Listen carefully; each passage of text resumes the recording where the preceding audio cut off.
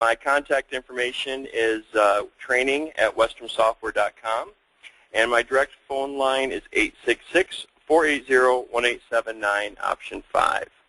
Now, welcome everybody to training today. We're going to go through a beginner's training. We're going to start with how to get logged into the software. So when we first start the software, we're going to come to the user login screen, and we can click the arrow down here, and it will show us any users, or we can just type in a username. The default is admin, and the default password is admin as well. And then we can hit enter twice, or just click the login button, and that will bring us to our first menu. Now, this is the QuickBooks maintenance menu. We can bypass this screen at any time by simply hitting close, but I want to go over a couple things on this. The first is the date up here is going to show us the last time that we have done an update from QuickBooks into the service program. The top button here is going to update both the customers as well as the inventory. Next button down will only do the customers, and the next button down will only do the inventory. Now, the red button you may not see because this is if you've created a customer within the service program and have not put it into QuickBooks yet. One main point I want to bring to everybody's attention is that QuickBooks is always going to be right. So if a customer calls in and they want to change their address, their phone number, their email, you always want to change that within QuickBooks and then sync that data over to the service program. I've had multiple customers that are going to change everything in the service program, and as soon as they hit sync with QuickBooks, it's all overwritten again. So again, you always want to make sure you make any changes of information in QuickBooks and then sync it over to the service program. Now, the one caveat to that is that if you're adding a new customer, you can do that from within the service program, and we'll go through that later on in this class. Down here, we have a list of specific tables. These are things that should be done one time when you first get the software, and they're things that don't change that often, like sales tax and sales reps. So you would basically select your item that you want to sync, and then just hit reload. And you'd want to go through all of those. You can skip the items and the customers because those have been done up here. And again, at any time, you can just hit close and bypass this menu, and it brings you into our software. First thing I want to go over, if you go to miscellaneous info, system, user maintenance, this is where you can set up your users. Now, if you're going to be using any the mobile, you want to set up whatever your routes are going to be called. So if you're using R1, R2 as we advise, or Truck 1, Truck 2, you want to set these up with a password because that's how the drivers will log in and see their routes when we get to the routing part of the software. You can also set up users for tasks and set their security levels here as well. Now, anytime you're doing something for the web, you always want to set it at a 2 or a 1. But you can also go into the individual usernames and go to security settings and adjust those security answers there as well, and so you have more control over what the users can do. Also under the miscellaneous info system, we have our control table maintenance, which is based on our control panel, and this is where all the settings for the service program are. We have different tabs for the different parts of our software, and this is where you'd make those changes as well. We also have some training links I want to go over. If you hit miscellaneous info, we have chat with a technician, which will bring you to our help site, and you can click on the chat icons there, and that will bring you to a chat, and you can chat directly with the technician. You can also hit miscellaneous info, and we have a training schedule. And that would bring you to the training schedules. We offer trainings twice a day, 5 days a week, usually at 10 and 2, except for on Fridays, which are 11 and 2. These are always free, and you can attend as many times as you want to. We also have training videos that are on YouTube, and they're available 24 hours a day, 7 days a week, and those are our past trainings. And we also have our online help, which is basically an online manual, and you can find out different parts of the software, and it basically gives you a visual walkthrough, step by step, on how to complete what you're trying to do. With that being said, first thing we're going to go is we're going to go over the customer info. we hit customer info and we go to customer list, we're going to see a list of all our customers that were brought in from QuickBooks. We're going to see their customer name, phone number, address, city, email, contact information, and this date created would show the date that they were created from QuickBooks. Now, there's a couple other ways we can sort this information. We have zones. If we double-click in a zone window, and we can set up zones,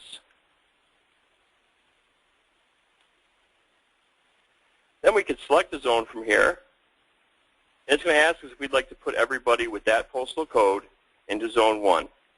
If we select yes, it's going to do that. Then we can sort the information by zones here, and it would show us all those customers in that particular zip code. Get back to a full view, we can just hit reset. And we also have what's called grouping. Again, if we double-click in that grouping window, we can set up different groups. I like to use residential and commercial, but you can use anything you want to for that. Now I can simply go through and select my customers and put them into groups. And then I'd be able to sort those customers using those groups. So if I want to see all my commercial accounts, I can select commercial. If I want to see all my residential, I can select residential. Again, to get back to a full view, I can simply hit reset, and it brings back to a full view. Another way we can work with the data is we can click in a cell or box, then we can right-click. In this case, I'm going to filter excluding selection, which is going to give me everybody with an email address because I'm in a box without an email address. Then maybe I want everybody in the 94326 area code. I can click in that box, again, right-click. Now this time I'm going to filter by selection because I want everybody in that zip code. So now I've got a listing of all my customers in the 94326 area code with an email address, and I can right-click from there even and analyze it with Excel, which would open this data into an Excel spreadsheet, and I can work with the data there. Maybe I wanted to copy the email addresses and put them into Outlook, or send them to MailChimp to do a mail merge for some email marketing, or however I wanted to work with this data. Again, to get back to a full view, I can simply hit reset. And I can even do that, analyze with Excel from a full sheet if I want to, and get a full list of my customers. We can also sort our customer list by this drop-down menu. We can sort by customer, we can sort by phone number, address, city, zip, email, contact. And basically, I would just select that and then type a couple letters of the name and hit enter, and it will bring up the customers with BAL in their name in this example. Again, to get back to a full view, I can simply hit reset. Now, as you notice, there are certain parts of our software that have blue and underlined. Now, that would mean they act as a link. So if I want to get to the Mike Balak here, I can simply double-click on his name, and it will bring me to his customer lead detail. As you can see, I have his address, phone number, when he's created, his terms. I can also view any open tasks, any completed tasks. Because they're blue and underlined, I can simply double-click that, and it brings me to those fields. We also have some tabs here. This will show me any routes that he's on. Additional information. And these are 20 customizable fields that we can change just by simply typing in and then typing the information we wanted to here. And again, these are 20 customizable fields. Now we also have some other fields here that we can use. We have a PO number for bulk POs that we could use. We have billing info, which keep track of any billing that's been done for that customer. We can keep track of the customer's equipment here. Additional contacts would be if maybe there's an emergency contact, a foreman, or any other kind of contacts that the customer would like to have in case of emergency. And we have a pricing tab. Now the pricing is for customer-specific pricing. In QuickBooks, you have a price that you put in maybe for labor, and that's the price it always is. With this, we can actually come in, select an item,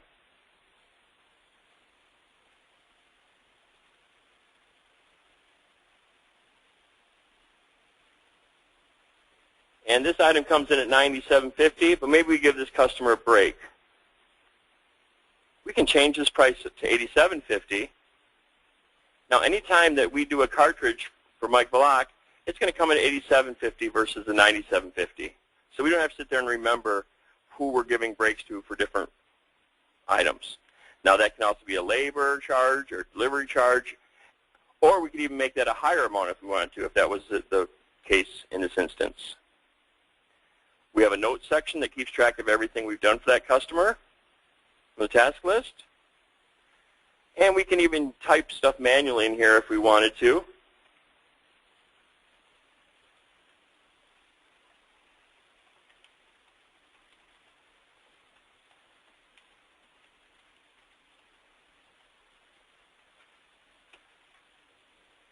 And that would just keep a little note that he called in, and we don't have to go in and create a task for that. One of the cool things about this is we can come in here and we can select different things. And we can even print out a report for that customer. And it would print out whatever we had checked.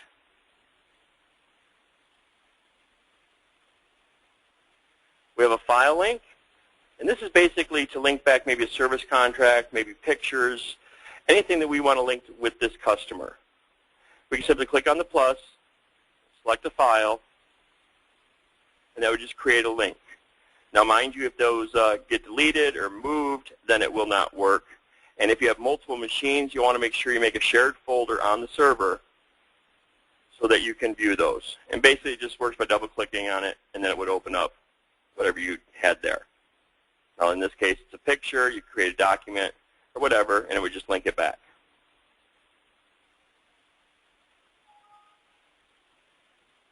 This keeps track of any rentals for the customer. And this My Customer Connect is just for basically attaching anything with the portal. Basically, we have a couple add-ons for the software. We have a web portal, which is for the customers, your customers, and we have the web app, which is for your technicians.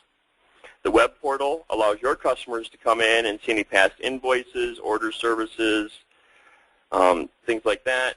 The web app is for the technicians to be able to work the tickets and things like that.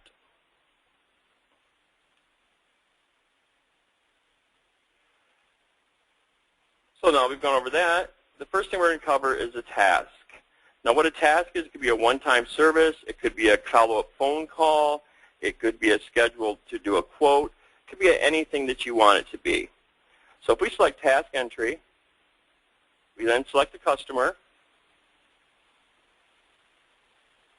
You'll see it's going to fill in the information here with his name and address and everything. Come down to task types. Now we can add these on the fly, which means we can just type them in, or we can double-click in that box and set them all up at one time. Set them up, we simply type in what we want the task to be.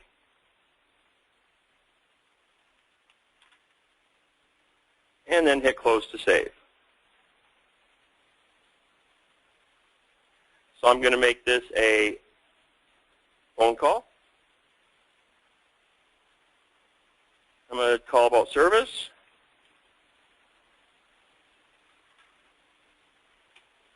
Now, one thing I do want to make sure everybody's aware of is the task description as well as the resolution will both be visible to the customer. Task-specific notes will not be. So anything you don't want the customer to see, you'd want to put in task-specific notes.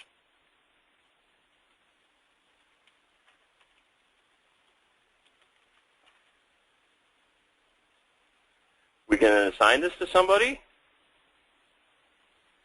And then we really don't have a save button, but if we hit close, that's going to save it and close it.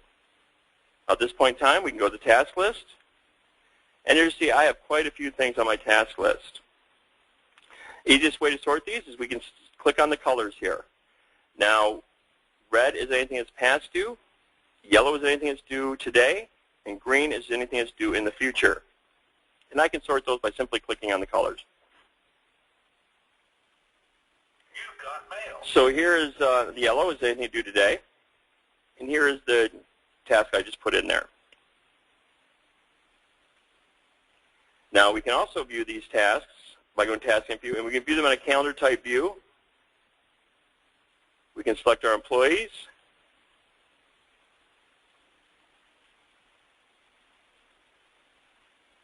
And they will show up on a calendar type view. Now if we just want to see just John's, we can select just John. And we can view that in a weekly, daily, or monthly view. We can also drag that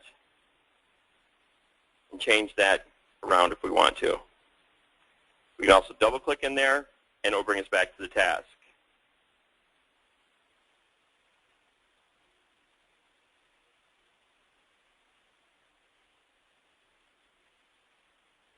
So after I get done with that task, I can double click to get back into the task. Now I have a couple choices. I'm going to give it a resolution.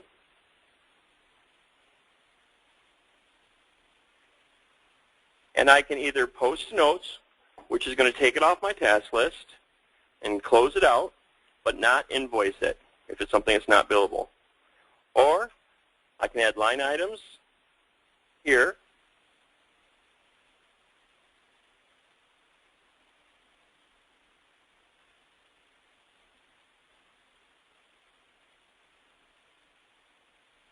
And then select invoice. She asked me if I'd like to create an invoice. I say yes. And now you'll see those notes that I was talking about. It's actually telling me a call about service and work completed that we had talked about the customer will see. And it gets basically ready to send this to QuickBooks. Now if I don't want to invoice this yet to QuickBooks, I can simply hit close. It's going to save it in the open invoices.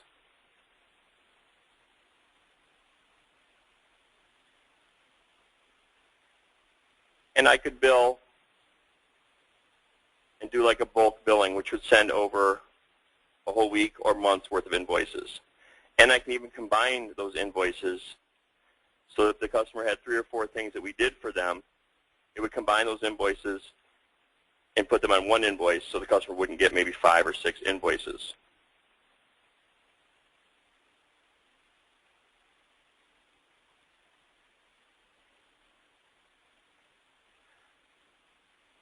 So that's pretty much the beginner's class. Do you have any questions, Lisa, I can maybe answer? Not that I have right now. Okay, does everything kind of make sense? Yeah.